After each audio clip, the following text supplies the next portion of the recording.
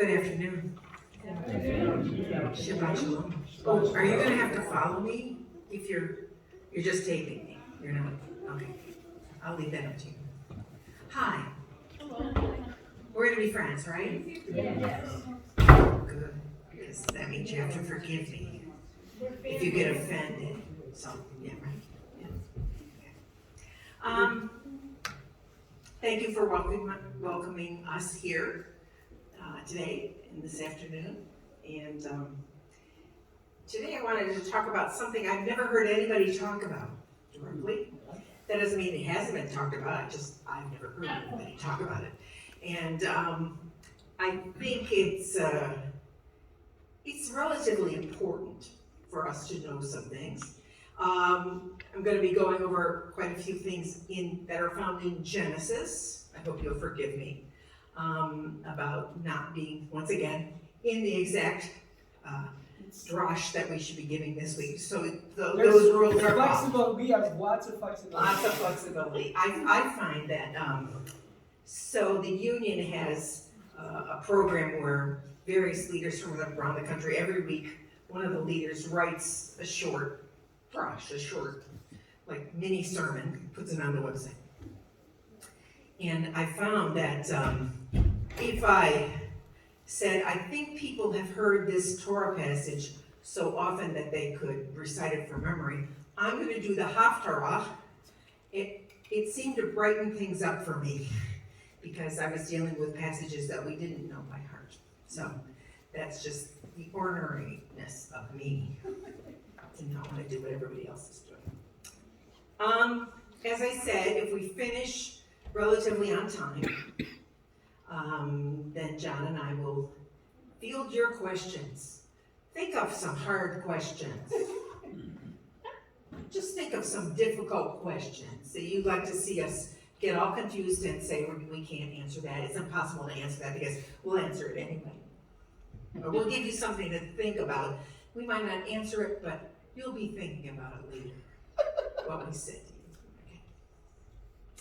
All right, so we are starting in our story with Genesis 15, basically aiming in on Abraham.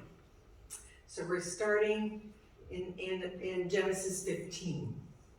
One area of key importance in Abraham's story, and actually in the rest of the Tanakh as well, is the consideration of the concept of birthright. And I already told you, we're not talking about the modern famous birthright where college students get to go to Israel for free, especially those who are not members of any Jewish congregation, because the program feels that just being in Israel and experiencing Israel will cause a spiritual awakening in their lives.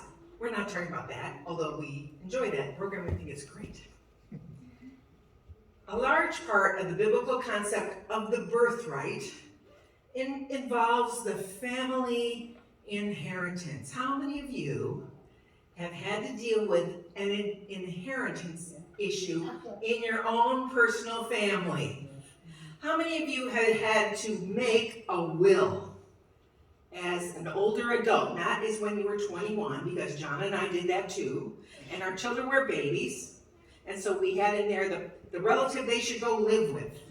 But now they're adults, so we had to change our will, and we had to ask our children, what is it that you want, and what don't you want? All these issues, and we both lost our parents, and so we had to go through the houses and get rid of Tupperware and pictures of azalea bushes from 1982 that my mother didn't label, and who cares? How many of you have had to do that?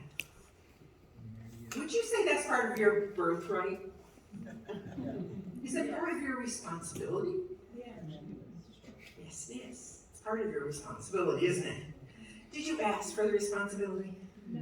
No. Were you interested in doing it when you got there? No. Not really.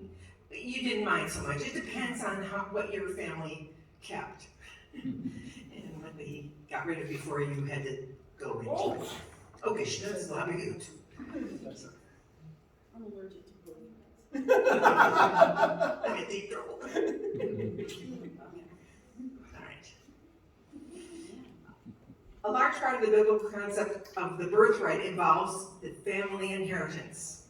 In our day, when people die, they can leave their possessions to anybody they choose.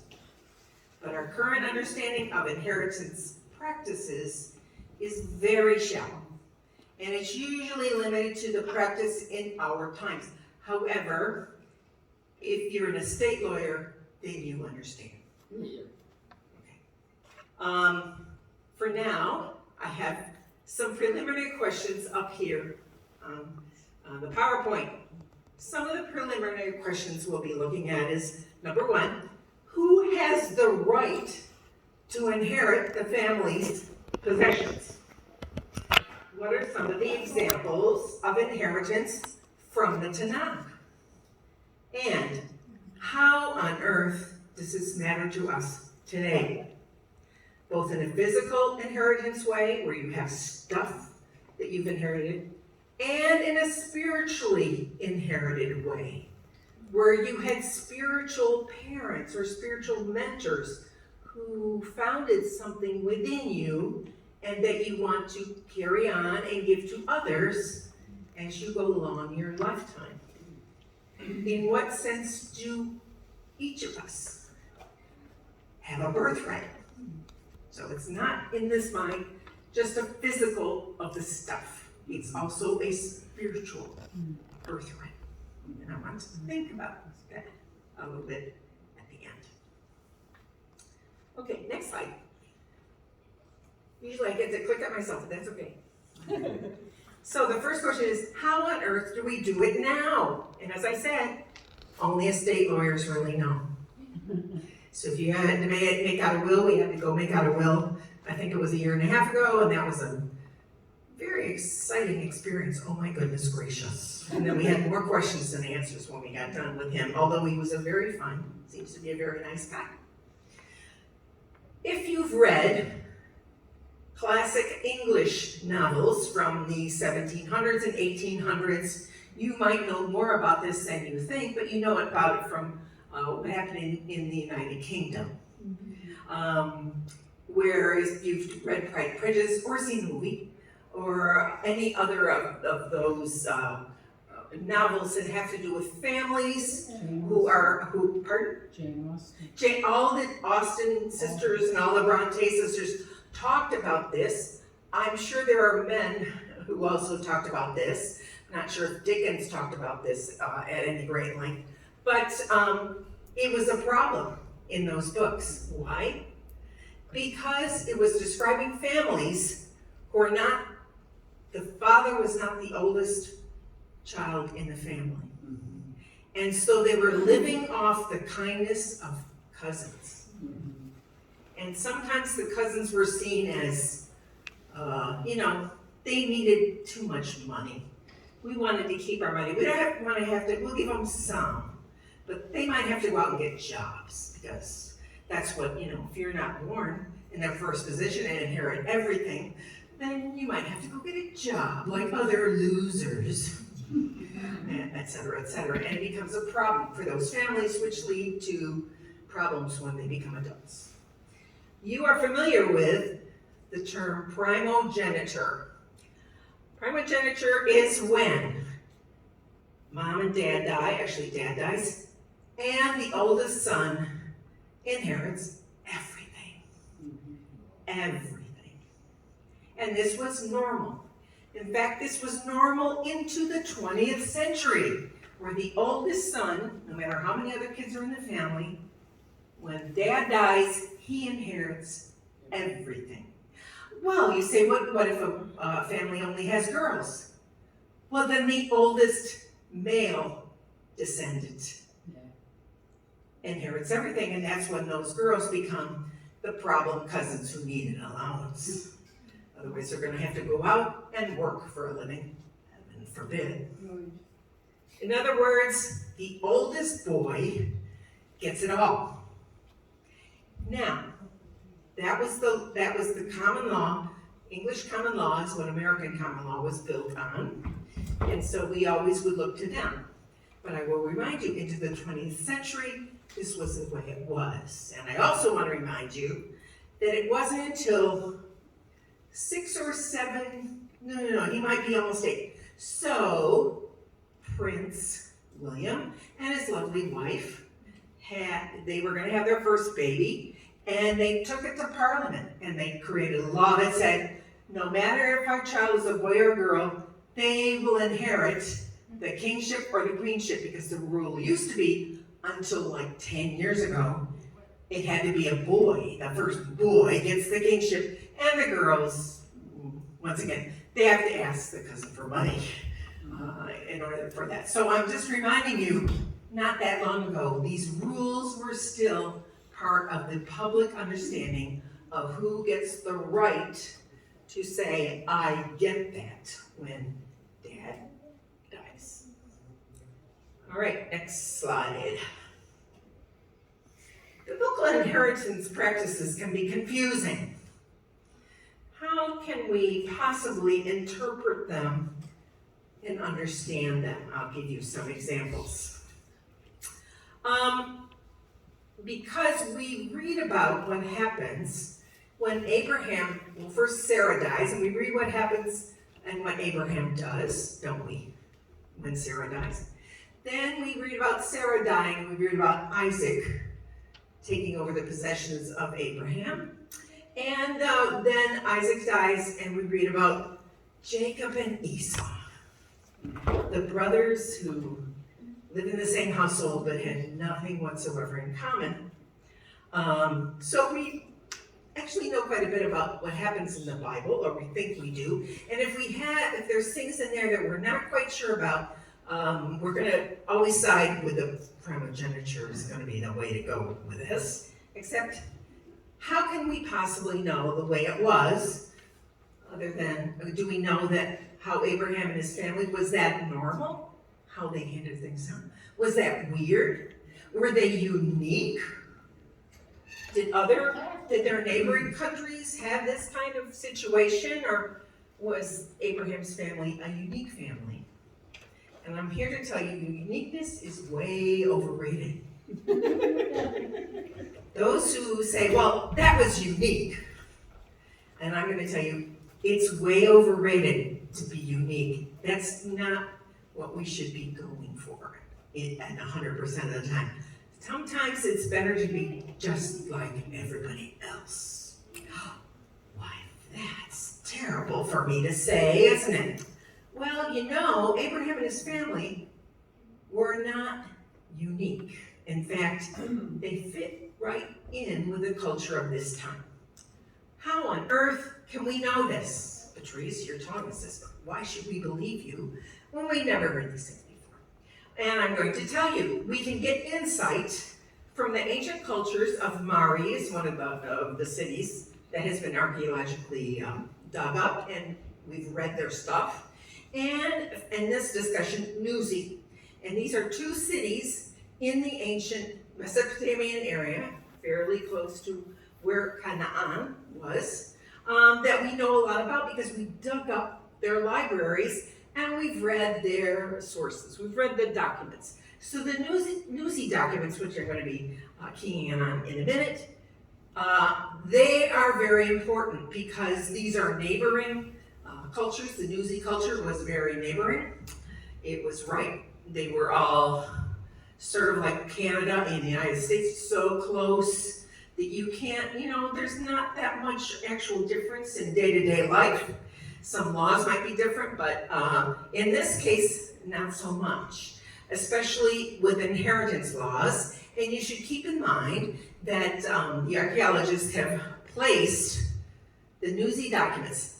I should tell you this. So the first one that was ever discovered showed up in a market in Baghdad in 1898. This strange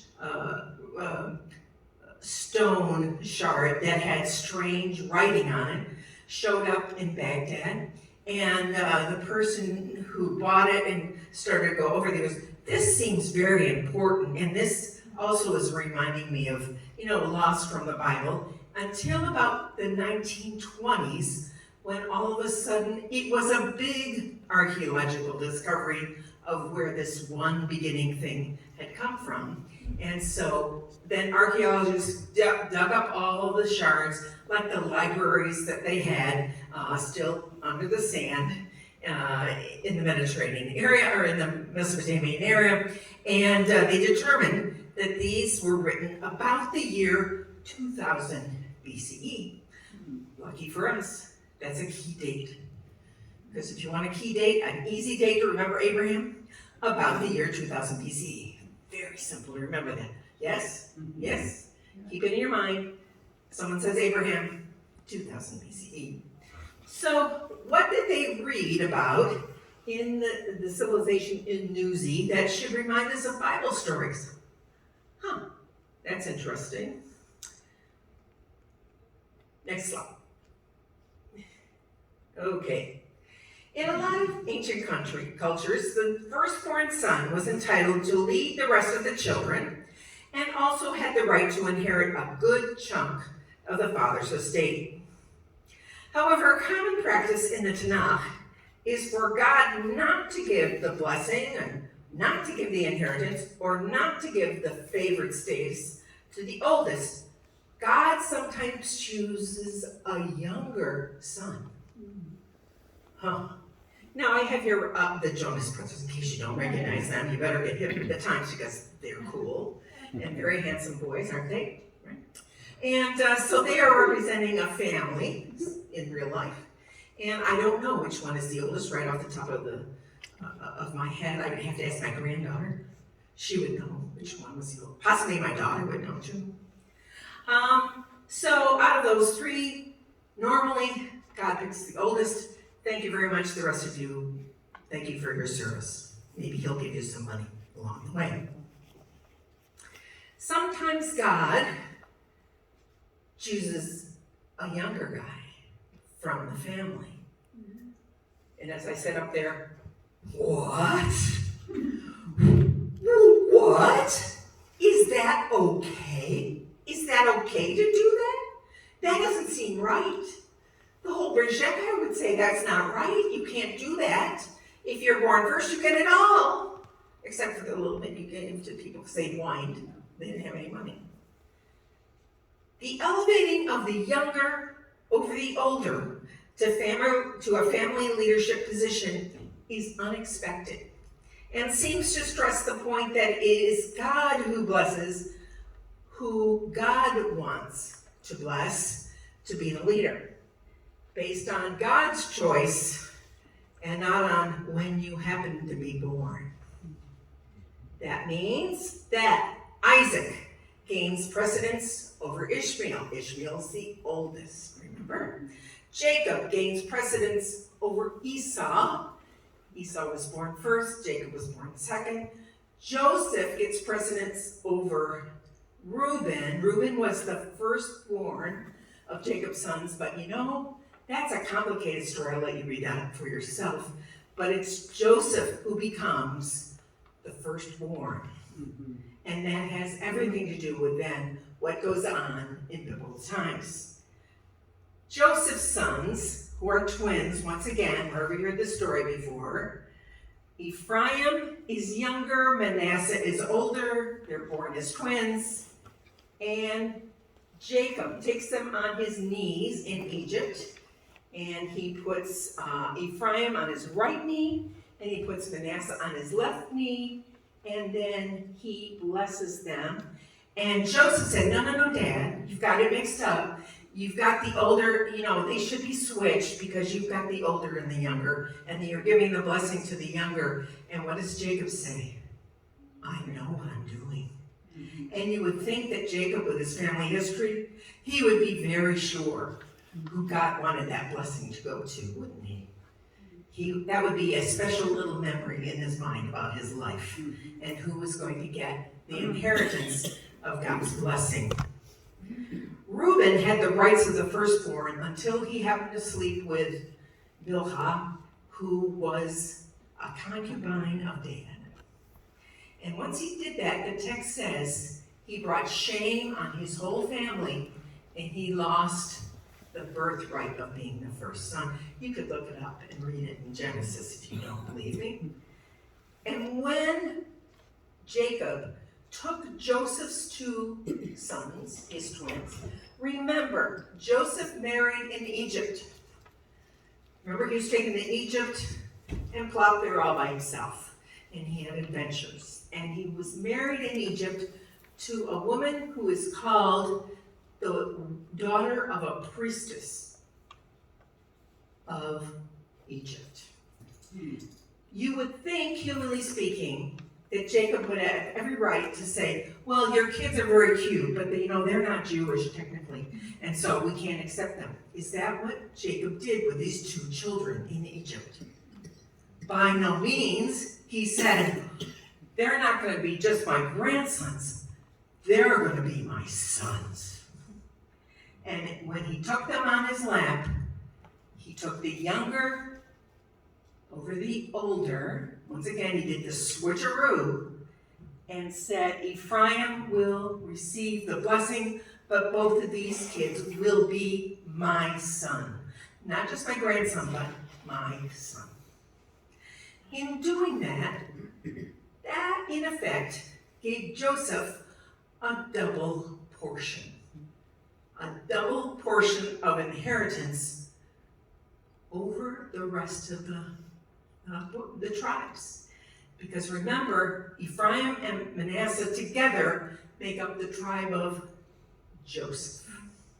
Joseph splits into two tribes.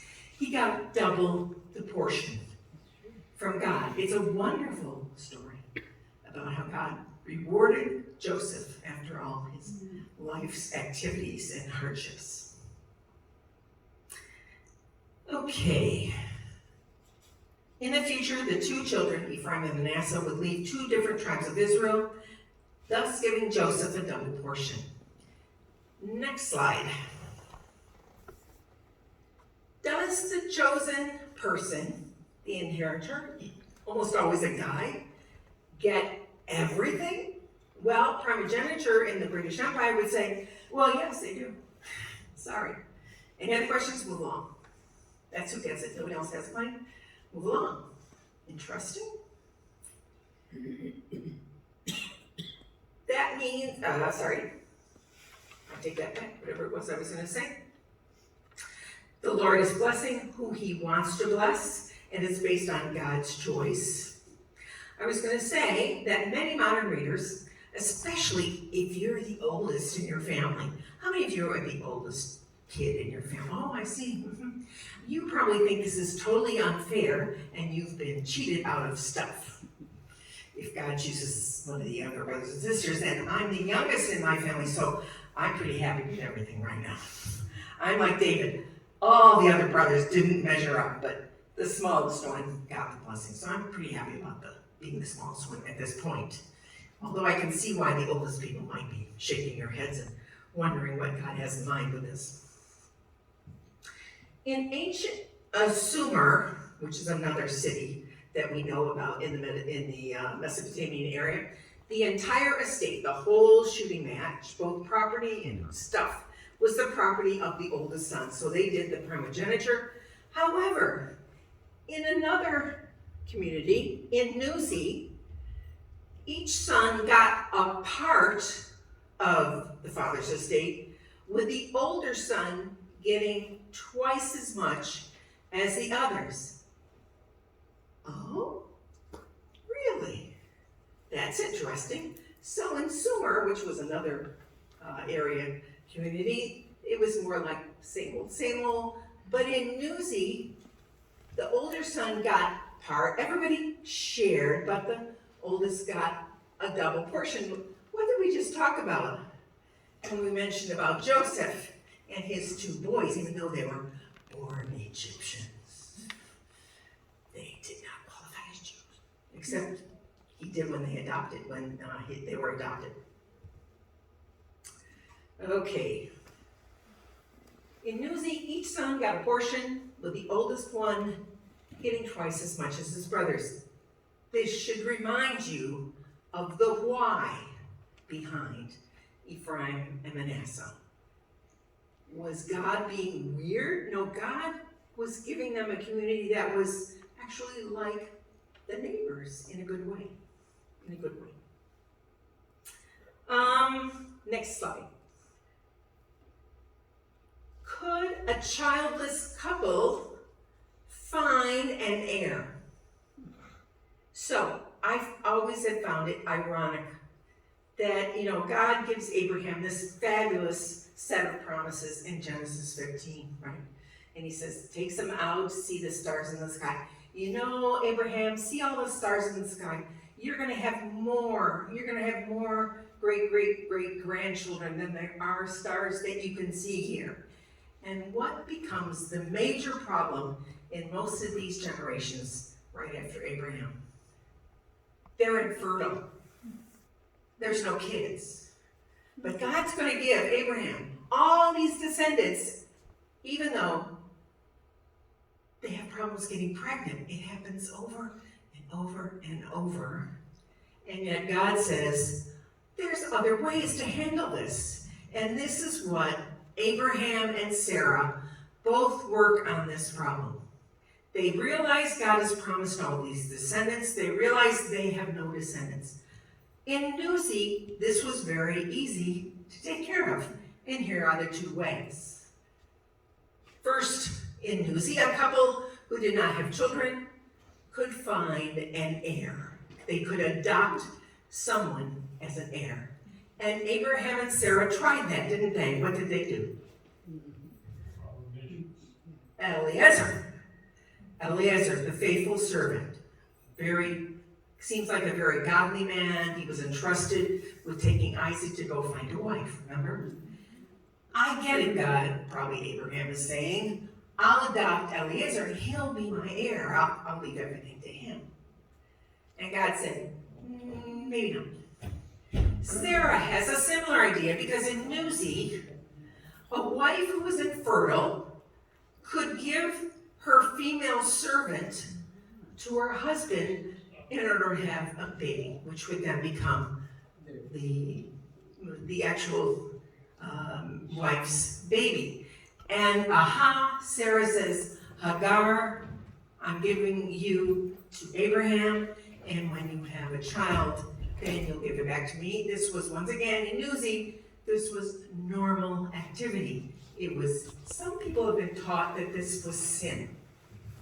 I don't know if you were ever taught that, or some people have been taught this was iffy, and it was not a good idea. I don't know if it was a good idea or not, but this was actually done. And so you have Hagar having the baby Ishmael, right?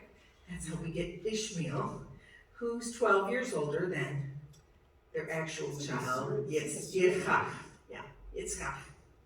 And Ishmael, by the way, is the reason Ishmael was circumcised at the same time as baby Yitzchak was circumcised. And that's why in Islamic nations and Muslim nations, the boys are circumcised at age 12. And they're paraded through the streets because they're proud of that. So just think about that next time you think you have problems in your life. You have no problems. You have no problems. Imagine how much a 12-year-old boy enjoys that. The whole thing. Not so much, no. But anyway, these were normal. This is not people reaching out for something impossible. These were not, sometimes it's been phrased that they didn't have faith that God would give them their own child. I'm not sure that that is actually something that we could blame them for. They want God's promises to work out. I think that's very good.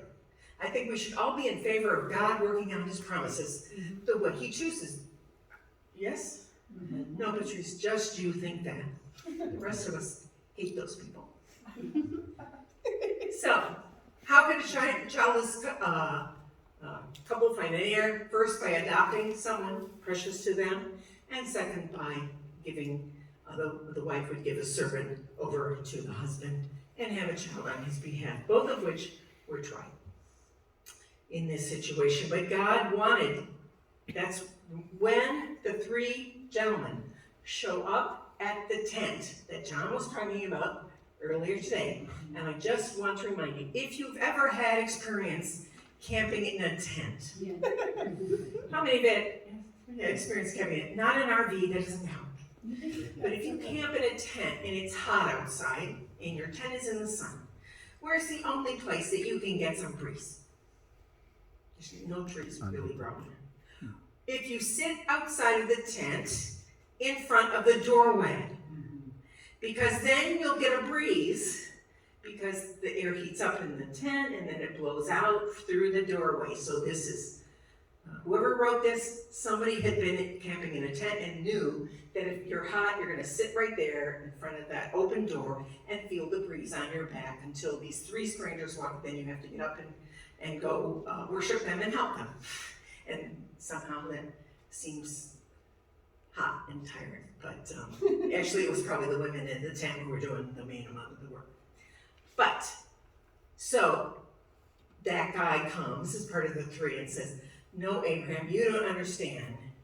You and Sarah are going to have a son. And that's when Abraham laughs. And obviously Sarah overheard it through the tent walls, because you can hear it. And she also laughed, and you could hear the female woman laughing in the tent. And ironically, I forget now who said to Sarah, you were laughing when I told you you're going to have a baby. You were laughing. No, I wasn't, she said. Yes, you were. And what did they end up naming that baby? Yitzchak, which means laughter. That his name means laughter. And so when you think about him, I always call him Baby Giggles, because they both giggled when they heard that Yitzchak was coming. But he is that precious descendant that began the whole, to mix metaphors, the whole snowball rolling downhill. The snowball, picks up steam, goes right down the hill, becoming bigger and bigger and bigger. Okay, and next slide. There was something else that also could determine the right to inherit possessions from a family. And this is also in Newsy, comes from Newsy. Now I have pictures of camels up there, and if you see, there's no people on them, but they're letted down with their backpacks. To look up this picture, I had to go, camels with backpacks. And so this was one of the pictures that it showed me. So camels were the thing that you could ride on a camel, but you could surround yourself, and attached to like the saddle would be stuff. It would be like your backpack was there with you on the camel. And if you remember, Jacob is tired of living with Lavan. I know you might call him Laban, but it's Lavan. Lavan is the color white. So he's tired of living with Lavan. Why? Yeah, Uncle Whitey. I don't think that's politically correct, but that's his name. Why was Jacob, and probably Leah and Rachel too, why were they done with Dad, done with Rachel and Leah's dad? Why? Because he kept making promises and he wasn't keeping them. He kept making promises, and then he would finagle. I'm just going to call it finagling and not cheating and lying, but it really sort of was cheating and lying. Finagling so they couldn't leave. He wanted to keep them all by him. He wanted to keep them all with him. And so I don't know if Jacob woke up one day and decided, or maybe he was thinking about this for several weeks, but he said, today's the day. Ladies, get your camels together, collect the kids, wake the sheep, wake any of the cattle that we have, because we're leaving before Lavan gets up. And sure enough, they start leaving the camp. Lavan gets wind of it, and he comes out and starts yelling and screaming at them, how dare you, you're stealing my sheep. And Jacob has an answer for each of these details. But one of the details in this story I find that people really don't understand is, notice the next statement. In Newsy, possession of the household idols was highly important.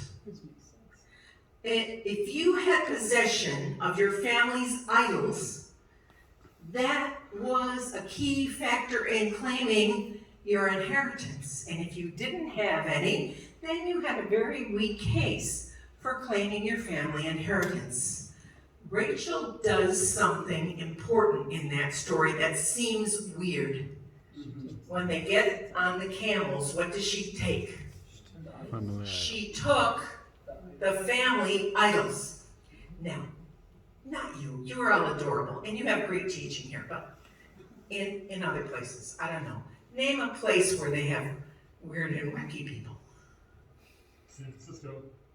Okay, and the last time I used California as an example, there were people visiting from California and they were not happy that I used that. But I'm just gonna, let's say California. Anyway, so weird and wacky people, I resemble everyone. not you, you moved to the promised land, you don't have that problem. So, they're taught that Rachel took these because she was reverting to idolatry. They are overtly taught that because they don't know that this was a law in Newsy, which she was following because she was trying to be a responsible person. She knew she deserved part of the inheritance. She took the idols and she hides them successfully. She has them in the pockets of her saddle backpack. The saddle packs onto her. And she never gets off the camel when Dad comes. Just Dad is there searching for them. Once again, people misinterpret that. Well, he wants to worship these idols. No, they prove who inherits. She says, I'm taking those because we deserve to inherit. And so Rachel, instead of being castigated for being an idol worshiper, should get some credit. But remember, her husband got castigated for claiming his part of the inheritance too. This shows they were a great match for each other. They're worried about their inheritance. They're not in it for the good times. They're in it for their family and for what they know is God's blessing upon their particular family. It's a great story that boosts both Rachel and Jacob instead of tearing them down and calling them liars and cheats. From that opinion, we should be far, far away. So if you want to read the story, you can read it for yourself in Genesis 31. Hopefully, there will be more discoveries from archaeological digs that will come to light that will help us understand all these complicated systems of rights and responsibilities within our text. Our interpretation of whether the actions of our ancestors can be judged right or wrong, according to the world in their time, affects our attitudes about the patriarchs and the matriarchs' trustworthiness and other ethical considerations. If we say and we preach over and over that Jacob is a liar and a cheater, not only are we quoting Esau, you're taking up Esau's claim. Be very careful. You don't want to take up Esau's claim. He's called godless by his parents. So, maybe we need to have another way of explaining what Jacob was doing when they tricked Dad. Guess who told him to trick Dad? Mother. His mother. And he said, I don't feel good about doing this, Mom. And what did she say? Let the punishment be on me. Was she ever punished? Ever? Not in the text. Not in the text. So, could it be she had some good reason to tell him to do such a thing? Well, you can read for yourself, but I think we need to be careful of automatically saying that person is wrong, this one is right. We have to be careful. We have to know why that is being said and for what purpose. What is trying to be proved here? Are you trying to prove that Esau was correct and that everything is messed up ever since then? Okay, I will tiptoe away and you will try to attempt to explain that to everybody. But I'm going to say, think about Rachel. Dad would claim that she was stealing something that was his, and what would her statement back to him be? I knew I needed this inheritance for myself and my family. And I think now that we're leaving, we don't have to live under your rules anymore, Dad, that it's time for my family to benefit from all the blessings God has given us. Okay, next page.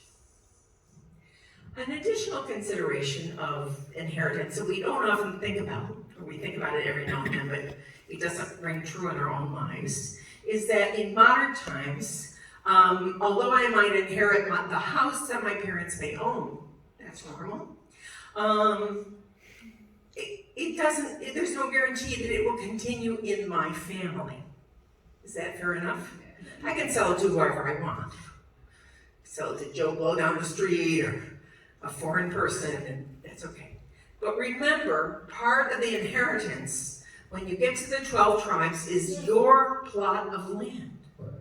Your plot of land belongs to you and your family forever. Remember the statement, forever. And even if you have hard times in your family and you sell a portion of your family land that belongs to you, you get it back when? In the Jubilee year, and particularly, in the Jubilee year, if you don't get it back at the end of 7 years when debts are once again collected. So this plot of land is also part of your inheritance. And you have to keep it, and you have to keep it going. And then you come into a problem. When each tribe was given its land by Joshua, the land was to belong to them in perpetuity. Then comes the problems. Part of the problem is a couple of the tribes didn't want the stinking place that Joshua said they had to go visit, they had to go live on, and they moved somewhere else. Can you name one of those tribes? Dan. Dan did not want to live next to the Philistines. No way, we're not living there. That's the worst place in the whole country. I can't believe we got assigned that place. What did they do? Well, we're going to find our own place. We don't like what God gave us, so we're going to find our own. So we sent out a search party, you can read it. Sent out a search party to find the best place that nobody else has, and they find it way up in the north, way up in the north. Beautiful trees, beautiful flowing streams, lots of greenery all around, so nice. So they go settle up north there in this place that they found. And which place do you think was safer? South. Right next to the Philistines was safer than where they moved to. It was like they literally hopped from the, what's that phrase? From the fight pan into the fire. They moved into one of the crossroads of the ancient world where every single army is marching right by the city of Dan. So that's part of the problem that you have. Oops, what about that situation? But another problem is this, and you read about it in the book of Ruth, which you're going to have in a minute. Remember, excuse me.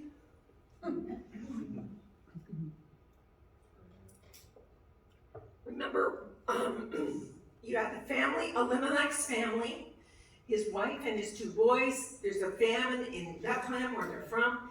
And so they walked to a different country. They walked to Moab. And while in Moab, both the sons died, leaving Moabite girls that they had married. Right? What are we going to do? Because the problem is Naomi's life. Naomi really is like the center of the story. Because what is now going to happen to her? She doesn't live in her hometown with her family anymore. She doesn't have a husband. She has no sons. How is she going to live?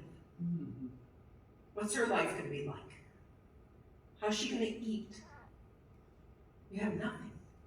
a woman, a widow, if you don't have your family, she has no inheritance by definition. Everything belongs to the man. It's like a dead woman walking. And that's the way she talks.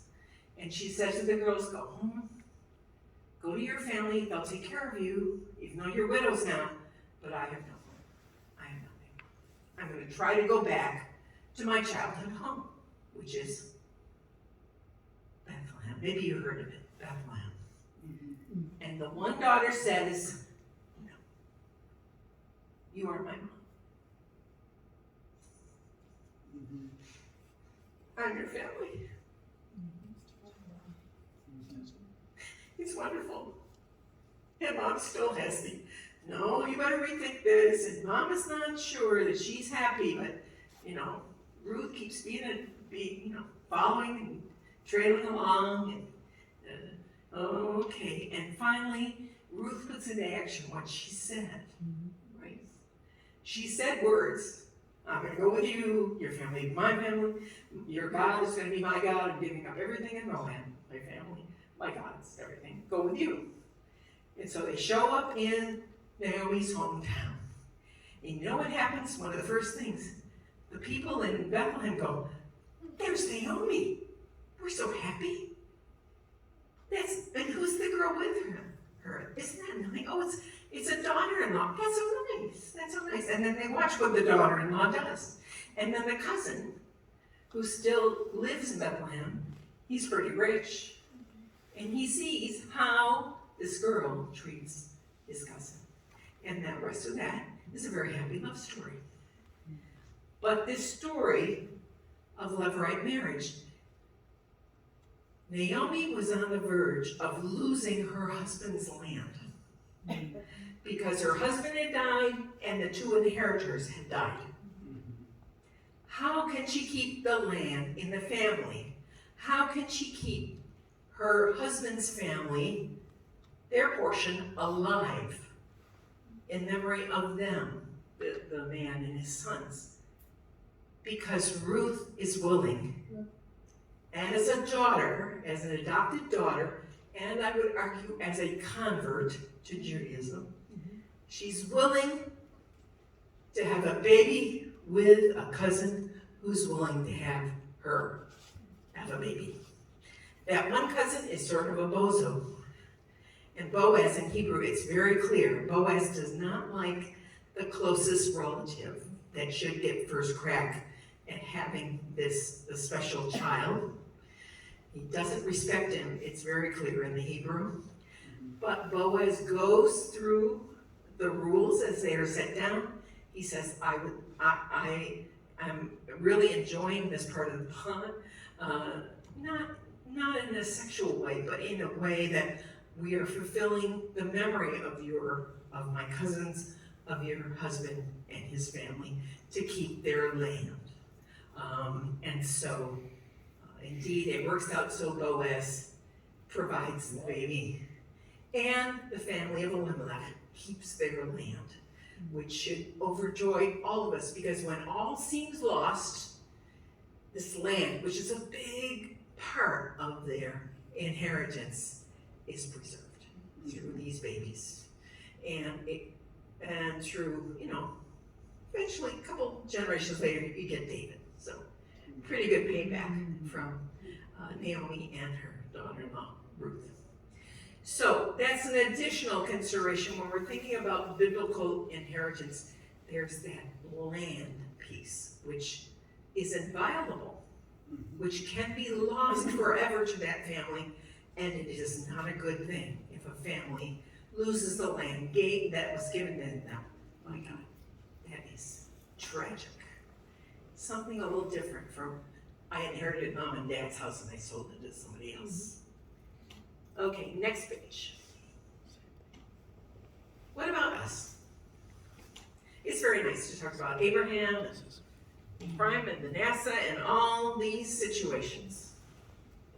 But I'm going to ask you, what is your spiritual inheritance? I don't want to know what you got in the will. How many containers of Tupperware you had to give to Goodwill. How many bags of clothes how many bags of ties your father left that you had to give away to somebody else? I care about that. What about your spiritual birthright? How many identify at least one person who was really important in your journey to God? How many can identify a person? I can. How many got it from your parents? There's not a lot of Messianic Jews, just a few, they're like my age, that get their spiritual impetus from their parents, especially not about Messiah, maybe. John did, but we're not going to even talk about his parents were believers before he was. They were believers in Hungary during the Holocaust. He's very strange, don't even look at him. I did not get a lot of spiritual anything from my family. Not a lot. Nothing I can put my finger on. It wasn't until I got to college when my roommate had something to tell me within a week of us becoming roommates. Does anybody else have somebody who you feel is like your spiritual mother or father who said something about Yeshua to you and it made sense for the first time? Yeah? Anybody else? To me, I believe that's my spiritual birthright. Who gave us our spiritual inheritance? Well, it'd be different for each person. And maybe it wasn't a specific person, but maybe you happened to go to a congregation where the leader was saying things that you identified with and that you accepted in your heart. You're going, yes, this is what I'm going to believe, and this is what I'm going to hitch my wagon to, are these words. Why do you think it might be necessary to have a concept of our spiritual birthright? Other than pie in the sky later. It's not just the words, because the words have been there for thousands of years. And you can read the words over and over, and they may not make any impact with you whatsoever. But then there's that first time, yes, I'm starting to get it now. I know these verses, but now it's meaningful to me. As I said, it might come from your parents. It might come from brother or sister. It might come from a cousin or a close friend. But there's probably somebody when you in your mind went, yes. I'm seeing nobody's given me anything bad. You'll think about this later. You'll think, why did I end up at this congregation? What on earth led me to come here? What a strange decision to make. What a silly thing I did that day. I decided to come here. Well, who asked you to come here? When you came here, what did you hear that was impressive? And you might have another congregation that you went to prior to this one. That's okay. It's whatever you latched onto and said, yes. How do we uphold our inheritance? How do we say, yes, this is mine? You might have gotten a lot of your pretty dresses from your mother, but she's gone now, and now those are your dresses. They're mine. They're not just mom's. No, I accept them as mine. I get rid of the ones I didn't like, and I kept the ones I did like. Because that's a portion of our younger life too, is saying, yes, I know that, but I'm not drawn to that, that's not meaningful. I'm drawn to this, and I'm staking my bets on this right here.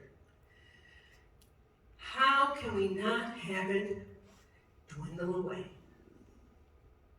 How can we keep that thing that was given to us, well, nothing, that decision and that information that was given to us, and how can we say, that's mine? How does the parable of the talents apply to this? I don't have time to go into this in great detail. So in general, remember what Yeshua said. there's that parable. 3 people, and they each inherited the same thing, a talent, which is not like singing and dancing, which is like a coin, special coin. And what did the 3 do with it? This would be a very good sermon idea for a couple weeks from now, if they don't know the answer. What happens? So one of them goes and makes 50 or 100. One of them invests it Yeah. the and other- makes a lot more. Yeah, the other Other one? sort of doubles it or makes a little bit more. Other one does okay, doesn't lose it, and he not doubles it, but does it 100 times it. He Yeah. does okay with it. Same beginning state. Yeah. Uh-huh. And then the Third one. varies. Varies. He wants to be safe. Right. He's the safe person. I'm just gonna, they didn't have banks then. I'm just gonna bury this in my backyard. Because I'll have it then when the Lord comes for it. And which one is told that they did a good job? Who make more money? The one who tried the True. most. The one who risked the most. And which one was not good? The one who just hid it to be safe. Just to keep it safe. No risk, no reward. Yeah, it absolutely applies, that parable, to our spiritual inheritance. So, I'm going to ask you, as you go forth, if you have a chance, read Matthew 25 and pretend we're going to have a quiz on it. So you can get all the answers right. But I'm urging you to take a moment before you get old, like, me and somebody else, and you forget some of the people that really helped you. You may not have known them long. You might have only known them a couple of weeks or had one conversation. But they invested something in your life. It's great. It's a great thing. Let's pray. Avinu Malkeinu, our Father and our King, we thank you and praise you that you are so good to us, that you show us your way, that you provide everything that we need to follow you on your paths. Thank you, Father, for being gracious to us when we know we don't deserve it. And help us to see the path clearly. Help us not to be caught up in roads going nowhere, but keep us on the path following you. And we'll be so grateful that you will take care of our loved ones along the way. Shem Yeshua Meshachenu, in the name of Yeshua our Messiah. Amen. Amen.